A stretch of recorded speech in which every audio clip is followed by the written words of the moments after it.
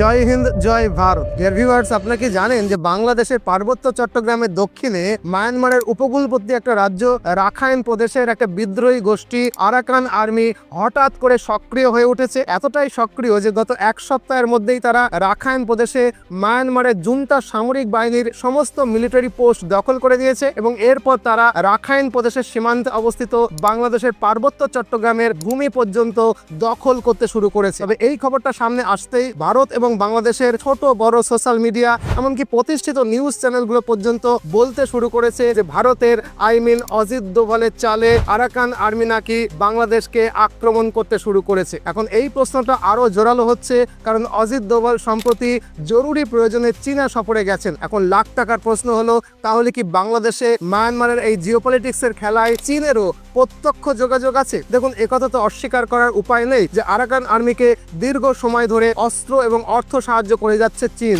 এখন যদি চীন আরাকান আর্মিকে উস্কানি দিয়ে থাকে এবং তারা চট্টগ্রামের কিছু অংশ এবং রাখাইন প্রদেশ থেকে মাত্র 150 কিলোমিটার দূরে অবস্থিত আমেরিকার মুখের গ্রাস সেন্ট মার্টিনকে দখল করে ফেলে, তাহলে বাংলাদেশকে ঘিরে ভারত, চীন এবং আমেরিকার ভূ রাজনৈতিক লড়াইটা কোন পর্যায়ে যাবে এটা কিন্তু ভাবা দরকার। তো চলুন আরাকান আর্মি এবং বাংলাদেশকে নিয়ে ভূ রাজনৈতিক থ্রিলারটা একটু গভীরে গিয়ে জানি।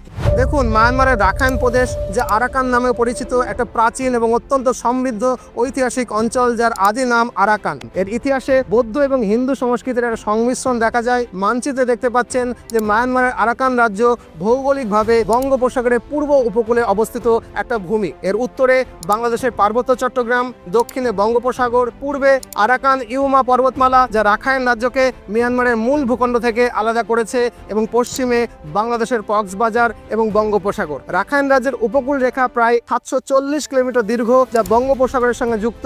আর মায়ানমার হয়ে বাণিজ্যের জন্য এই উপকূল রেখা কিন্তু অত্যন্ত গুরুত্বপূর্ণ। রাখাইনের ইতিহাসে আনুমানিক খ্রিস্টপূর্ব 3য় শতাব্দীতে মুন এবং তিব্বত বার্মিজ জাতিগোষ্ঠীর লোকেরা এখানে বসতি স্থাপন করে এবং 4র্থ এবং 6ষ্ঠ শতাব্দীতে ধনাপতি ছিল রাখাইনের একটা শক্তিশালী বৌদ্ধ রাজ্য। মধ্যযুগে 1430 থেকে 1785 সালের সময়কালে রাখাইনে সবচেয়ে সমৃদ্ধ বৌদ্ধ রাজবংশী মাউক রাজবংশ রাজত্ব করত। এই মাউক রাজবংশের সময়কালে 1575 সালে আরাকান সেনারা চট্টগ্রামের অঞ্চল দখল করে এবং সেখানে দীর্ঘ সময় শাসন করে। এই অবধি আরাকান ছিল বৌদ্ধ অধ্যুষিত একটা স্বাধীন রাজ্য। তবে 1826 সালে ব্রিটিশদের সঙ্গে যুদ্ধের পরে বার্মার কাছ থেকে আরাকান ব্রিটিশদের নিয়ন্ত্রণে চলে আসে। ব্রিটিশরা ধান চাষের প্রয়োজনে বাংলার মুসলিম কৃষকদেরকে আরাকানে এসে বসতি স্থাপন করালে প্রথম এখানে মুসলিম বসতি স্থাপিত হয়। পরবর্তীকালে যারা রোহিঙ্গা মুসলিম নামে পরিচিত হয়। আরাকানের আদি বসতি বৌদ্ধদের সংস্কৃতির সঙ্গে এই মুসলিম রোহিঙ্গাদের সংস্কৃতির পার্থক্যের জন্যই শুরু থেকেই কিন্তু এদের মধ্যে চরম জাতিগত বিদ্বেষ এবং হানাহানি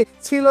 এরপরে 1948 সালে মায়ানমার তৎকালীন বার্মা স্বাধীন হলে রাখাইন প্রদেশ বার্মার অংশ হিসাবে অন্তর্ভুক্ত হয়ে যায় এবং স্বাধীনতার পর অং সান এবং তার দলের পরিকল্পনা ভিত্তিতে একটা গণতান্ত্রিক সরকার গঠিত হয় মায়ানমারে। তবে দেশটি বহু জাতিগোষ্ঠীর মধ্যে অন্তর্দ্বন্দ্ব, সংঘাত এবং বিদ্রোহ এবং রাজনৈতিক অস্থিরতার কারণে 1962 সালে জেনারেল নে উইং গণতান্ত্রিক সরকারকে উৎখাত করে সেখানে সামরিক জান্তা শাসন ব্যবস্থা প্রতিষ্ঠা করেন। যাই হোক, পরবর্তীকালে আন্তর্জাতিক চাপে অং সান সু চি এর নেতৃত্বে 1990 সালে নির্বাচনে তিনি বিশাল জয় অর্জন করেন। মায়ানমারে গণতান্ত্রিক সরকার তিনি গঠন করতে চাইলে সামরিক জান্তা ভোটের ফলাফলকে অস্বীকার করে এবং সু চিকে গৃহবন্দী করে। তারপর থেকে আজ পর্যন্ত মায়ানমারে সামরিক জান্তা সরকার ক্ষমতাকে দখল করে রয়েছে। মায়ানমারের দীর্ঘ সামরিক শাসনে সাধারণ মানুষের জীবন অতিষ্ঠ হয়ে উঠেছে আমরা জানি, এবং মিলিটারি শাসনে সেখানে মুদ্রাস্ফীতি চরমে, উচ্চ বেকারত্ব, চিকিৎসা ব্যবস্থা বেহাল, রাস্তাঘাট যোগাযোগ অবস্থা এতটাই খারাপ যে অ্যাক্সিডেন্ট হওয়াটা সেখানে স্বাভাবিক ঘটনা। তাছাড়া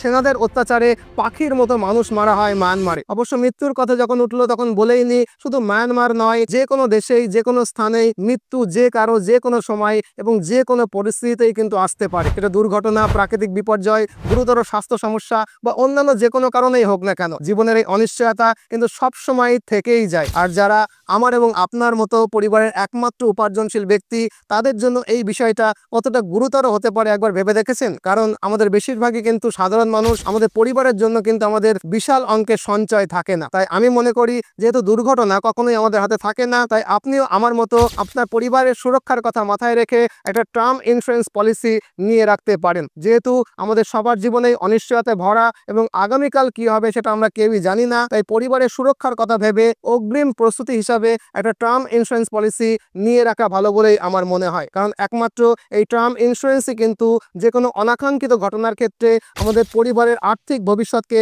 সুরক্ষিত রাখতে পারে এবং আপনাকেও মানসিকভাবে শান্তি দিতে পারে যে আপনার অনুপস্থিতিতে আপনার পরিবার আর্থিকভাবে অন্তত কষ্ট পাবে না। এছাড়াও টার্ম ইন্স্যুরেন্স নেওয়ার একটা বড় সুবিধা হলো আপনি যদি অল্প বয়সে এটি কেনেন তাহলে আপনার প্রিমিয়াম অনেক কম হবে, আর দেরি করলে কিন্তু প্রিমিয়ামটা বেড়ে যাবে। এখন আপনিও যদি আপনার পরিবারের সুরক্ষার কথা মাথায় রেখে একটা ভালো টার্ম ইন্স্যুরেন্স খোঁজেন তাহলে বাজাজ টার্ম ইন্স্যুরেন্স প্ল্যানটা আপনি অবশ্যই দেখতে পারেন। বাজাজ অ্যালিয়ান্স টার্ম প্ল্যানে দিনে মাত্র 15 টাকা খরচে আপনি 1 কোটি টাকার পর্যন্ত লাইফ কভার পেয়ে যেতে পারেন, কারণ মাঝখানে কিন্তু কোনো কমিশন নেই। কারণ বাজাজ অ্যালিয়ান্স ইন্স্যুরেন্স থেকে অনলাইনে যদি আপনি সরাসরি টার্ম প্ল্যান কেনেন তাহলে কিন্তু কোনো রকমের কমিশন দিতে হয় না। সবচেয়ে গুরুত্বপূর্ণ হলো বাজাজ কিন্তু অত্যন্ত বিশ্বস্ত একটা কোম্পানি যার ক্লেম সেটেলমেন্ট রেশিও 99.23%-এরও বেশি। তাই বাজাজ অ্যালায়েন্স ইন্স্যুরেন্সের ক্ষেত্রে আপনাকে নির্ভরযোগ্যতা এবং নিরাপত্তার বিষয়ে একেবারে নিশ্চিন্ত থাকতে পারেন, এটা কিন্তু একেবারে গ্যারান্টি। তাই আপনিও যদি আমার মতো টার্ম ইন্স্যুরেন্স দিতে চান তাহলে এই ভিডিও ডেসক্রিপশন বক্সের লিঙ্কে ক্লিক করে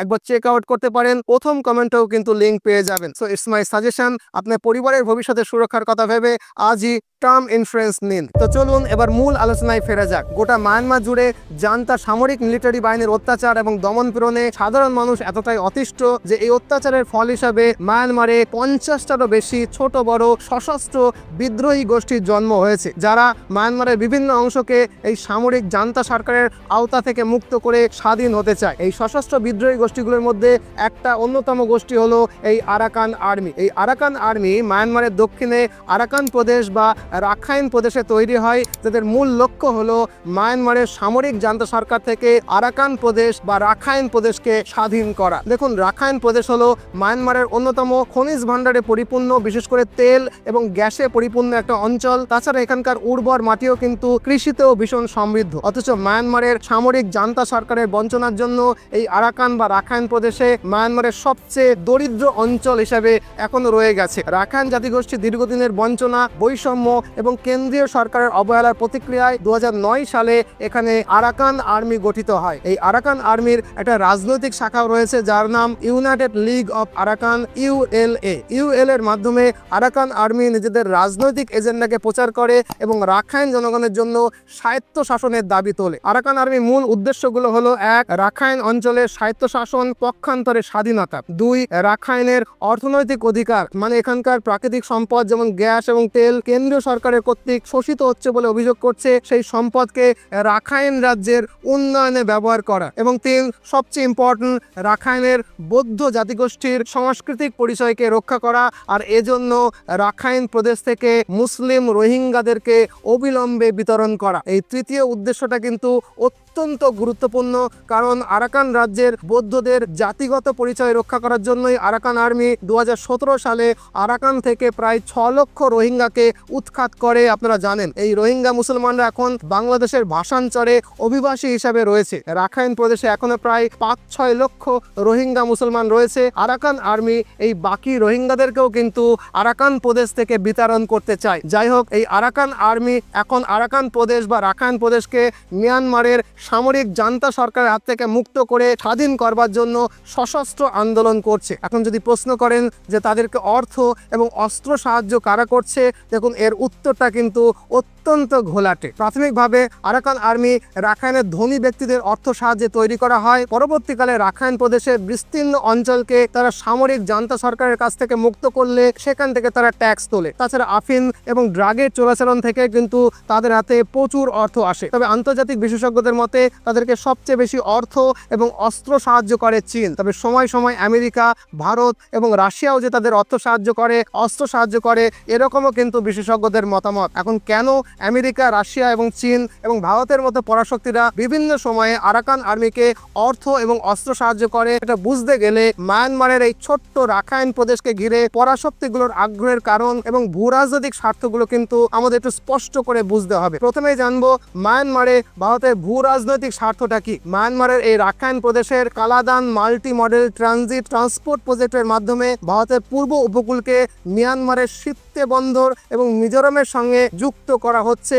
অনেকেই আপনারা এটা জানেন। এটি ভারতের উত্তর পূর্বে পণ্য পরিবহনে সহায়তা করবে। ভারতের উত্তর পূর্বের ল্যান্ডলক রাজ্যগুলোর পণ্য সরবরাহের জন্য এই কালাদান প্রজেক্টটা অত্যন্ত গুরুত্বপূর্ণ। এবার আসি মায়ানমারের এই আরাকান বা রাখাইন প্রদেশে চীনের বা চায়নার ভূ রাজনৈতিক স্বার্থটা কি তার আলোচনায়। দেখুন, চীনের মোট বাণিজ্যের প্রায় 70% হয় এই যে দেখতে পাচ্ছেন সরু মালাক্কা প্রণালীর মধ্য দিয়ে। আবার চীনের মোট আমদানিকৃত তেলের প্রায় 90% কিন্তু এই মালাক্কা প্রণালী দিয়েই আসে। এখন কোনো কারণে যদি এই মালাক্কা প্রণালীকে ব্লক করে দেওয়া হয় তাহলে চীনের অর্থনীতি ধ্বংস হতে কিন্তু 3 মাসের বেশি সময় লাগবে না। আর তাই চীন বহুদিন থেকেই মরিয়া হয়ে এই মালাক্কা প্রণালীর বিকল্প পথ খুঁজছে। আর এজন্যই চীন একটা $1 বিলিয়ন প্রজেক্ট নিয়ে কাজ শুরু করেছে, যার নাম বেল্ট অ্যান্ড রোড ইনিশিয়েটিভ। এই বেল্ট অ্যান্ড রোড ইনিশিয়েটিভের আওতায় তারা যেমন পাক অকুপাইড কাশ্মীরের মধ্যে দিয়ে রাস্তা তৈরি করে পাকিস্তানের গোয়াদার পোর্ট হয়ে একটা বিকল্প রাস্তা তৈরি করতে চেষ্টা করছে, একই রকম ভাবে চীন মায়ানমারকে ব্যবহার করে মালাক্কা প্রণালীকে এড়িয়ে বঙ্গোপসাগর থেকে তেল এবং গ্যাস আমদানি করতে তাদের বেল্ট অ্যান্ড রোড ইনিশিয়েটিভকে গুরুত্বপূর্ণ অংশ হিসাবে ব্যবহার করছে। চীন মায়ানমার অর্থনৈতিক করিডোর, যার নাম CMEC, এই মিয়ানমারের মধ্য দিয়ে স্থলপথে চীনের ইউনান প্রদেশকে বঙ্গোপসাগরের সঙ্গে যুক্ত করবে মিয়ানমারের সিত্তে বন্দরের সঙ্গে। এর দ্বারা চীন বঙ্গোপসাগর অঞ্চলে নৌবাহিনীর উপস্থিতি বাড়িয়ে চীন তার সামরিক ক্ষমতাকে বঙ্গোপসাগর পর্যন্ত প্রসারিত করতে চাইছে। এখন এইভাবে বঙ্গোপসাগরের ওপরে চীনের বাণিজ্যিক এবং সামরিক আধিপত্য প্রতিষ্ঠা হয়ে যাচ্ছে দেখে ভারত তাদের আন্দামান নিকোবর দ্বীপপুঞ্জের এই অংশে সিঙ্গাপুরের মতো একটা গভীর সমুদ্র বন্দর তৈরি করছে, যেখানে ভারতের সামরিক বা মিলিটারি উপস্থিতিও কিন্তু থাকবে। আন্দামানে ভারতের মিলিটারি উপস্থিতির মধ্যে দিয়ে ভারত অনায়াসে চীনের সবকটা বাণিজ্যিক রুটকে ব্লক করেও দিতে পারবে। এই বিষয়ে অবশ্যই আমি একটা আস্ত ভিডিও বানিয়েছি, সেই ভিডিওটা আপনি দেখে না থাকলে আরেকবার দেখে নেবেন নিশ্চয়ই। আন্দামানে ভারতের এই প্রকল্পে উৎসাহিত হয়ে বঙ্গোপসাগরে চীনকে ব্লক করবার জন্য আমেরিকা তখন থেকে কিন্তু ভারতের সঙ্গে বন্ধুত্ব স্থাপনে সচেষ্ট হয়। আর আমরা জানি সেই সময় বাইডেন ভারতের সঙ্গে বন্ধুত্ব করবার জন্য নরেন্দ্র মোদীকে আমেরিকায় আমন্ত্রণ জানান এবং অনেকগুলো দ্বিপাক্ষিক বৈঠকও বা দ্বিপাক্ষিক চুক্তিও কিন্তু সেই সময় হয় ভারতের সঙ্গে আমেরিকার। তারপরে আমরা জানি ভারত কোনো অবস্থাতেই আমেরিকার দেখানো পথে চলতে রাজি হয়নি, তার কারণ ভারত একটা স্বতন্ত্র বিদেশ নীতি নিয়ে চলে। এমনকি রাশিয়া ইউক্রেন যুদ্ধের সময় ভারত আমেরিকার পাশে না দাঁড়িয়ে রাশিয়ার পাশে দাঁড়ানোটাই বেশি পছন্দ করেছিল, সেটাও কিন্তু আমরা জানি। এইসব কারণে আমেরিকার কাছে দুটো তাগিদ তৈরি হয়, এক, কথা শুনতে না চাওয়া, ভারতকে প্রেসার দিয়ে বাগে আনা, এবং দুই, যে কোনো মূল্যে বঙ্গোপসাগরে একটা সামরিক ঘাঁটি তৈরি করে বঙ্গোপসাগরে চীনকে কাউন্টার করতে পারা। আর তাই সেই সময় আমেরিকা শেখ হাসিনার কাছে একটা প্রস্তাব পাঠায় যে বাংলাদেশের সেন্ট মার্টিন দ্বীপটাকে আমেরিকাকে হস্তান্তর করলে শেখ হাসিনা নির্বাচন না করেও যদি ভোটে যেতে তাতে আমেরিকা কোনো রকম ভাবেই আপত্তি করবে না। সে কথাটা শেখ হাসিনা নিজে মুখেই বলেছিলেন, সেই ভিডিওটা আপনারা অনেকেই দেখে থাকবেন। এখন শেখ হাসিনা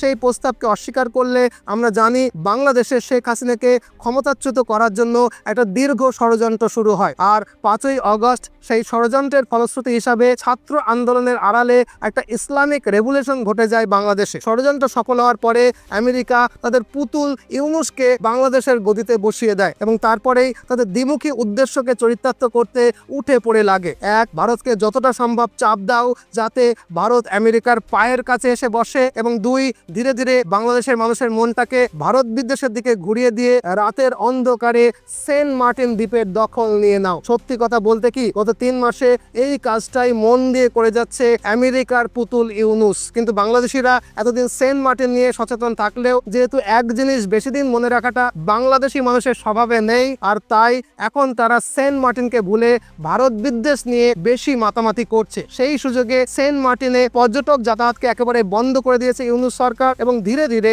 সেন্ট মার্টিনকে আমেরিকার হাতে তুলে দেওয়ার সমস্ত রকম চক্রান্তকে একরকম সফলই করে ফেলেছে মোহাম্মদ ইউনূস। এখন সেন্ট মার্টিন আমেরিকার দখলে চলে গেলে বঙ্গোপসাগরে চীনের বাণিজ্যিক এবং সামরিক প্রভাব চাপে পড়ে যাবে। এটা উপলব্ধি করার পরেই চীন মায়ানমারের রাখাইন প্রদেশের আরাকান আর্মিকে অ্যাক্টিভ করে দিয়েছে বলে অনেক বিশেষজ্ঞরা মনে করছে, এবং বিশেষজ্ঞদের মতে আরাকান আর্মি চীনের অস্ত্র এবং অর্থে পুষ্ট হয়ে প্রথমে রাখাইনে অবস্থান করা মায়ানমারের সামরিক জান্তা সরকারের সমস্ত মিলিটারি পোস্টকে একে একে দখল করে বাংলাদেশের চট্টগ্রাম সীমান্তে উপস্থিত হয়েছে। এমনকি এখন তারা চট্টগ্রামের ভূমি পর্যন্ত দখল করতে শুরু করেছে। এখন এই আরাকান আর্মি অর্থ, রসদ এবং অস্ত্রে এতটাই শক্তিশালী অবস্থানে রয়েছে যে কোনো সময় তারা পার্বত্য চট্টগ্রামের সমুদ্র উপকূলবর্তী অঞ্চল কক্সবাজারকে পর্যন্ত দখল করে নিতে পারে। আবার এমনকি আমেরিকার মুখের গ্রাস কেড়ে নিয়ে রাখাইনের সমুদ্র উপকূল থেকে মাত্র 150 কিলোমিটার দূরে সেন্ট মার্টিন দ্বীপকেও দখল করে নিতে পারে এই আরাকান আর্মি। এখানে বলে রাখি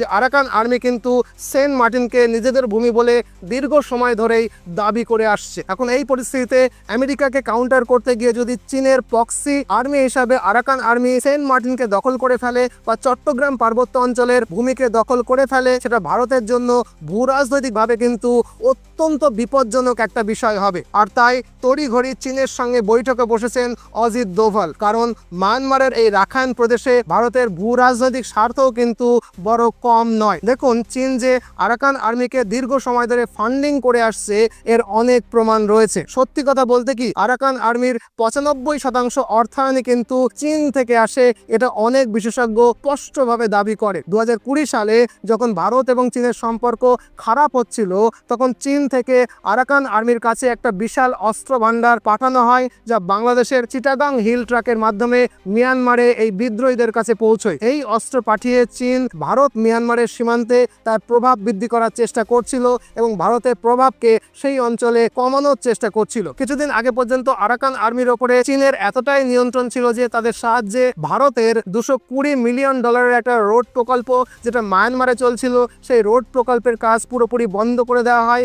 আরাকান আর্মি এমনকি ওই প্রকল্পে কাজ করা শ্রমিক এবং সদস্যদেরকে অপহরণ করে নিয়ে পর্যন্ত যায়। তবে অক্টোবর 2024-এর পর যখন ভারত এবং চীনের মধ্যে কিছু সমঝোতা হয় এবং ভারতের পররাষ্ট্রমন্ত্রী এস জয়শঙ্কর চীনা প্রতিপক্ষ ওয়াং ইয়াইয়ের সাথে রিও ডি জেনেরিওতে সাক্ষাৎ করেন, সেই বিষয়ে আমি অবশ্য একটা ভিডিও বানিয়েছি, দেখে থাকবেন। যাই হোক, তারপরে ওই বছরের 29 ফেব্রুয়ারি রাজ্যসভার সদস্য কে ভেনার নেতৃত্বে একটা ভারতীয় প্রতিনিধি দল মায়ানমারের আরাকান হেলথ টেরিটরিতে আরাকান আর্মির সদস্যদের সঙ্গে সাক্ষাৎ করলে, আলোচনা করলে ভারতের সঙ্গেও কিন্তু আরাকান আর্মির একটা সুসম্পর্ক তৈরি হয়। এই বৈঠকের অবশ্য উদ্দেশ্য ছিল ভারত যে রোড প্রকল্পটি সেখানে চালাচ্ছিল সেটা আবার শুরু করা এবং আরাকান আর্মির সঙ্গে সম্পর্ককে উন্নত করা। তখন থেকে ভারতের সঙ্গে আরাকান আর্মির একটা গভীর সম্পর্ক তৈরি হয়েছে, এই কথা অবশ্য একজন ভারতীয় শিক্ষক হিসেবে আমি অস্বীকার করছিলাম। এখন আজকের দিনে মিয়ানমার বাংলাদেশ সীমান্তে যে তথ্য পাওয়া যাচ্ছে তাতে বলা হচ্ছে আরাকান আর্মি বাংলাদেশ এবং মিয়ানমারের সীমান্ত দখল করেছে।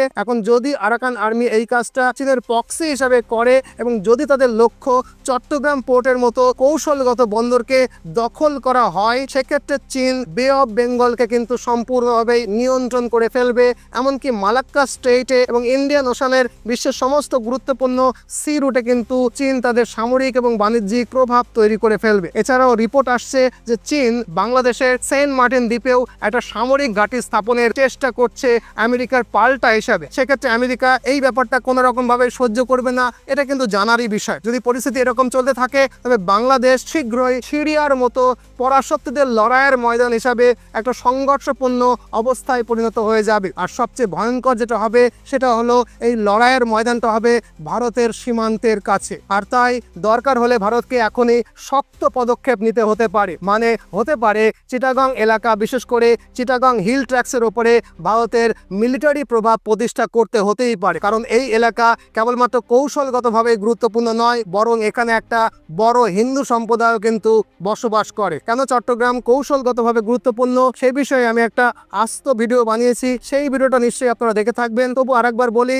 যে ভারতের উত্তর পূর্বাঞ্চলের রাজ্যগুলো কিন্তু একটা ল্যান্ডলক অঞ্চল, যার কোনো সমুদ্র পথ নেই। যদি ভারত চিটাগং বন্দরে প্রবেশাধিকার পায় তবে এটি পুরো উত্তর পূর্বাঞ্চলের রাজ্যগুলোর বাণিজ্যিক পরিবেশকে একেবারে বদলে ফেলবে, যুগান্তকারী পদক্ষেপ হবে ভারতের জন্য এটা। সেক্ষেত্রে ভারতের উত্তর পূর্ব অঞ্চলের সবকটা রাজ্য পুরো দক্ষিণ পূর্ব এশিয়ার জন্যই একটা গুরুত্বপূর্ণ বাণিজ্যিক কেন্দ্র হয়ে উঠতে পারে। আর তার প্রভাব শুধু আঞ্চলিকভাবেই নয়, বরং ভারতীয় অর্থনীতির জন্য গেম চেঞ্জার হবে বলেই বিশেষজ্ঞরা মনে করেন। অতএব কৌশলগত এবং অর্থনৈতিক দিক থেকেও এই অঞ্চল ভারতের জন্য একটা গেম চেঞ্জার, এটাই কিন্তু বিশেষজ্ঞদের মতামত। এর পাশাপাশি আরও একটা কথা বলে নিই, যদি বাংলাদেশ সিরিয়ার মতো পরাশক্তিদের লড়াইয়ের ময়দান হয়ে ওঠে তাহলে সবচেয়ে বিপদে পড়বে বাংলাদেশের অভ্যন্তরে বাস করা হিন্দুরা। সেক্ষেত্রে হিন্দুদের শরণার্থী হওয়া ছাড়া আর কিন্তু কোনো রাস্তা থাকবে না। সেক্ষেত্রে এই চট্টগ্রাম অঞ্চলটা দরকার হলে রংপুরের এই অঞ্চলটাও হিন্দু শরণার্থীদের জন্য উপযুক্ত স্থান হতে পারে। অতএব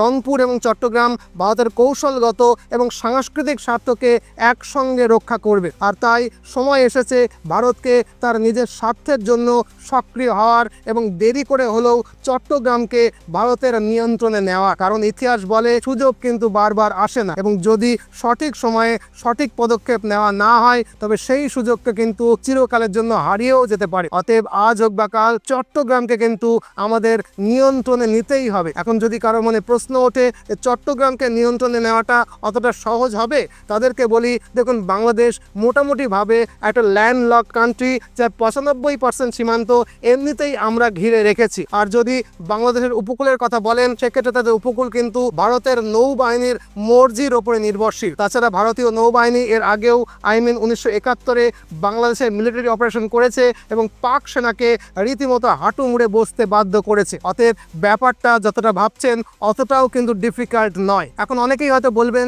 যে এখন যদি ভারত মিলিটারি পদক্ষেপ গ্রহণ করে তাহলে বাংলাদেশ চীন বা যুক্তরাষ্ট্রের কাছে সাহায্য চাইবে। দেখুন, 1971 সালে যখন ভারত আজকের তুলনায় আরো অনেক দুর্বল ছিল, তখনও যুক্তরাষ্ট্র এবং চীন পাকিস্তানকে সাহায্য করেছিল। তারপরেও কিন্তু আমরা জিতেছিলাম। হতেই পারে চীন তাদেরকে সাহায্য করতে পারে, কিন্তু মনে রাখতে হবে বাংলাদেশে চীনেরও নিজস্ব কিন্তু এজেন্ডা রয়েছে। তারাও একইভাবে বাংলাদেশের ভূখণ্ডকে দখলই করতে চায়। অবশ্য আমি এখনই চট্টগ্রামে ভারতের মিলিটারি নিয়ন্ত্রণ প্রতিষ্ঠার কথা বলছি না, বরং এখন আমাদের কাজ হলো বাংলাদেশের ওপরে অর্থনৈতিক এবং রাজনৈতিক চাপকে বাড়িয়ে যাওয়া আর সীমান্তকে অ্যাগ্রেসিভলি সুরক্ষিত রাখা, আর অপেক্ষা করা কতক্ষণে বাংলাদেশ পুরোপুরি আর্থিকভাবে দেউলিয়া হয়ে পড়ছে। এখানে একটা কথা না বললেই নয় যে নেপোলিয়ন বোনাপার্ট একবার বলেছিলেন, কখনোই আপনার শত্রুকে বিরক্ত করবেন না যখন সে ভুল করছে। সো মাই ডিয়ার ভিউয়ার্স, যেহেতু আজকের বাংলাদেশ তার নিজের ভুলের জালেই নিজেই আটকে পড়ছে, অতএব মিলিটারি পদক্ষেপ নেওয়ার